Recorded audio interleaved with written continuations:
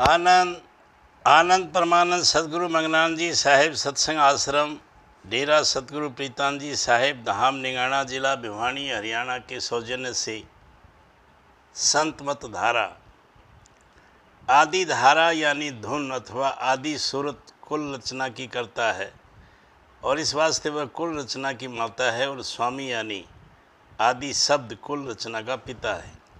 जब यह धुन या धारा उल्टकर स्वामी या शब्द की तरफ मुतवज्जे होवे तब इस धारा का नाम राधा और आशिक यानी प्रेमी और भक्त है और शब्द यानी स्वामी प्रीतम और माशूक है।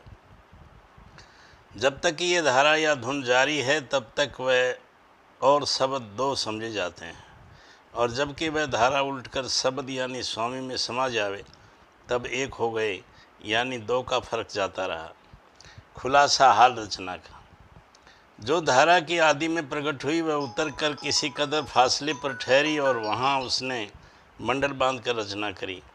इस स्थान का नाम अगम लोक है और जो धारा की वहाँ आकर ठहरी उसका नाम अगम पुरुष है यानी राधा स्वामी दयाल का तख्त का स्थान है। जब अगम लोक की रचना हो गई तब वहाँ से भी धारा प्रकट होकर नीचे उतरी और किसी कदर फासले पर ठहर कर और वहाँ मंडल बांधकर उसने रचना करी। इसका नाम अलख लोक है और उस धारा का नाम अलख पुरुष है। अलख पुरुष से भी धारा प्रकट होकर और पहले दस्तूर के माफिक नीचे उतरकर जहाँ ठहरी और उसने मंडल बांध कर रचना करी उसका नाम सतपुरुष और सतलोक है। यहाँ तक निर्मल चैतन्य यानी रूहानी रचना हुई और राधा स्वामी दयाल आप इन स्थानों में व्यापक और मौजूद हैं। यहाँ काल कलेश और दुख और दर्द और जन्म मरण नहीं है। यहाँ सब स्थान दयाल देश या संत देश या निर्मल चैतन्य का देश कहलाते हैं। यहाँ का प्रकाश संत रंग का है, श्वेत रंग का है। बहुत अरसे तक इस कदर रचना होकर रह गई और यहाँ की बासी सूरतें हंस कहलाती हैं और अंत दीप रूहानी लोगों के गिर्द में पैदा हो गए। उनमें हंस रहते हैं और अमी का आहार और पुरुष के दर्शन का विलास करते हैं। ऊपर जो धारा का जिक्र लिखा गया है वह धारा निहायत सूक्ष्म है कि किसी तरह नज़र नहीं आ सकती और न कुछ उसका आकार मालूम हो सकता है। जैसे चुंबक पत्थर को जब लोहे के छोटे छोटे टुकड़ों के सामने लाओ तो वह लोहे के टुकड़ों को अपनी धार के वसीले से खींचता है, पर वह धारा उससे निकली हुई बिल्कुल मालूम नहीं होती। यह दृष्टांत भी सर्व अंग करके दुरुस्त नहीं है, लेकिन सिर्फ धारा की सूक्ष्मता समझाने के लिए दिया गया है। सतलोक के मंडल के नीचे जो चैतन्य था वह श्याम रंग के गुबार से ढका हुआ था और जिस कदर की सतलोक से दूरी होती गई वह गुबार भी बढ़ता गया, जैसे किसी चीज़ पर तह पे तह चढ़ी हुई होती। सतलोक के नीचे से श्याम धारा भूरी रंग की प्रकट हुई और यह धारा भी चैतन्य थी, जैसे कि ऊपर के लोकों की धारा चैतन्य है। इस धारा ने सतपुरुष से विनती करके आज्ञा मांगी कि सतलोक के मुआफिक रचना करें। तब उसको हुक्म हुआ कि नीचे के देश में जाकर रचना करें। इस धारा का नाम निरंजन यानी काल पुरुष है और नीचे उतरकर यानी ब्रह्मांड में इसी का नाम पारा ब्रह्मा और ब्रह्म हुआ। ये श्याम धारा नीचे उतरी पर वह मंडल बांध कर जैसे ऊपर की धाराओं ने रचना करी ऐसी रचना न कर सकी। तब उसने सतपुरुष से फिर विनती करके मदद मांगी। तब सतलोक से दूसरी धारा जर्द रंग की प्रकट करके नीचे उतर गई। ये धारा सूरतों का भंडार लिए हुए आई और फिर उसने और पहली श्याम धारा ने मिलकर नीचे के देश में रचना करी। इस धारा का नाम ज्योति और आद्या है और नीचे के देश यानी ब्रह्मांड में इसी का नाम माया है। पहले इन दोनों धारों ने ब्रह्मांड की रचना करी यानी ब्रह्म सृष्टि करी। इस देश में गुबार किसी कदर साफ और सूक्ष्म था, इस सबब से यहाँ की रचना भी सूक्ष्म हुई। सतलोक के नीचे एक स्थान यानी लोक रचा गया कि जिसको दयाल देश का द्वारा समझना चाहिए और उसके नीचे एक भारी मैदान है जिसको महासुन कहते हैं और वह दयाल देश और ब्रह्मांड यानी ब्रह्म और माया देश के बीच में हद के तौर पर है। फिर इसके नीचे 3 स्थान निरंजन और ज्योत ने रचे जो ब्रह्मांड की हद में शामिल है। नीचे के स्थान को सहज दलकवल कहते हैं और जहाँ निरंजन और ज्योति का स्वरूप प्रकट है और यही स्थान सब मतों का जो दुनिया में जारी है सिद्धांत पद है, यानी इसके ऊपर का हाल किसी मत की किताबों में नहीं लिखा। सिर्फ जोगेश्वर ज्ञानी ब्रह्मांड की चोटी तक यानी सहस्त्र कमल के ऊपर 2 मुकाम तक गए, पर वहाँ भेद में उन्होंने गुप्त रखा। कहीं कहीं इशारों में वर्णन किया, लेकिन ब्रह्मांड के परे कोई नहीं गया सिवाय संत सदगुरु के, जो कि सतलोक से आए और कुल रचना के भेद से आप ही वाकिफ थे।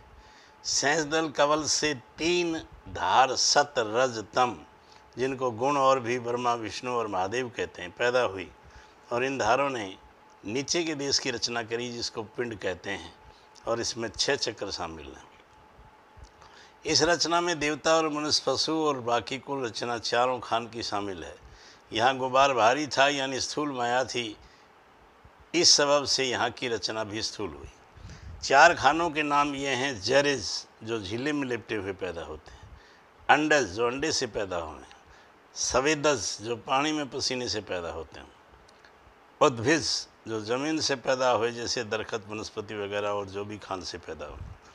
इस दर्जे के सूक्ष्म स्थूल शरीर के साथ 5 दूत, काम, क्रोध, लोभ, मोह और अहंकार, और 4 अंतःकरण, मन, चित्त, बुद्धि, अहंकार, और 10 इंद्रिय यानी 5 ज्ञान इंद्रिय, आँख, कान, नाक, जबान, रस लेने वाली, और तवच्चा यानी खाल, और 5 कर्म इंद्रिय, हाथ, पाँव, जबान, बोलने वाली, पेशाब की, और पाखाने की इंद्रिय, बतौर औजारों के वास्ते करवाई।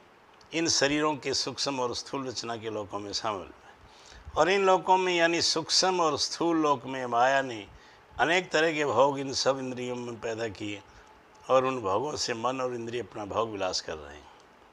सूरत की धार जो ऊंचे देश से आई, वह पहले मन को चैतन्य करती है, और मन के स्थान से जो धार सूरत और मन की मिलौने से उठती है, वह इंद्रियों को चैतन्य करती है, और इन इंद्रियों के द्वारे वही धार भोगों और पदार्थों में शामिल होकर उनका रस उन इंद्रियों के वसीले से मन को देती है। ये कार्रवाई स्थूल देह में बैठकर सूरत और मन इंद्रियों के वसीले से इस देश में कर रहे हैं। वर्णन जौहर सूरत और मन और उनके स्थान का पिंड में। अब समझना चाहिए कि सूरत की धार दयाल देश से आई, और वह सत्पुरुष की अंश है, अंश के टुकड़े के नहीं। अंश कहने से सिर्फ ये मतलब है कि सूरत वही जौहर है जो कुल मालिक का जौहर है, और वह कुल मालिक सब जगह मौजूद है, पर एक देश में प्रकट हो और बेपर्दे, और बाकी देश में गुप्त यानी पर्दा या तय से ढका हुआ। और ये पर्दे या तय जिस कदर की प्रकट देश से दूरी होती गई, बढ़ते गए, जैसे कि प्याज के ऊपर या केले के दरख्त पर तह पे तह चढ़ी जाती हैं, और हर एक अंदरी तह का या पर्दा बाहर की ओर तह से या पर्दे से मुलायम और साफ और सूक्ष्म होती है। इसी तरह ये तह या पर्दे गुबार यानी माया के उस चैतन्य पर चढ़े हुए हैं, और पहला पर्दा या तय निहायत लतीफ़ और सूक्ष्म, और दूसरा उससे कम लतीफ़, और तीसरा उससे कम लतीफ़। ऐसे ही स्थूल माया के देश में स्थूल यानी मोटी तह या पर्दे हैं, और सूरत उनके अंदर गुप्त है। और प्रगट और गुप्त का हाल थोड़ा बहुत इस दृष्टांत से समझ में आएगा, जैसे कि इस लोक में पानी एक देश यानी समुद्र में प्रगट है, और बाकी देशों में यानी ज़मीन पर गुप्त है, यानी तय या पर्दों से ढका हुआ है। कहीं वह तय या पर्दा 5-4 हाथ मोटा, कहीं 10-20 हाथ, कहीं 40-50 हाथ, और कहीं इससे भी ज़्यादा, मगर पानी हर जगह मौजूद है, और बगैर पर्दा या तय के हटाए उसका दर्शन या उससे कुछ कार्रवाई मुमकिन नहीं है। दूसरी धार निरंजन से, जिसका स्थान ब्रह्मांड में है, और वह नीचे के देश में व्यापक है, निकली, और इसका नाम मन हुआ। और मन इसको कहते हैं कि जिसमें फुरना होए, यानी तरंग और ख्याल उठें। यह नीचे के देश में दर्जे बदर्जे स्थूल होता गया, और ये इंद्रियों का प्रेरक है। आनंद आनंद। तीसरी धार माया से निकली। इस माया का स्थान भी ब्रह्मांड में है, और वह सब नीचे के देश में मौजूद है, और यह भी दर्जे बदर्जे माफिक पर्दों के स्थूल यानी कसीफ होती गई। इसके मसीले से तन और इंद्रिय वगैरह बनी, और यह सूरत की शक्ति से चैतन्य है, जिस शक्ति की धार मन के वसीले से पिंड में फैलती है। आनंद आनंद।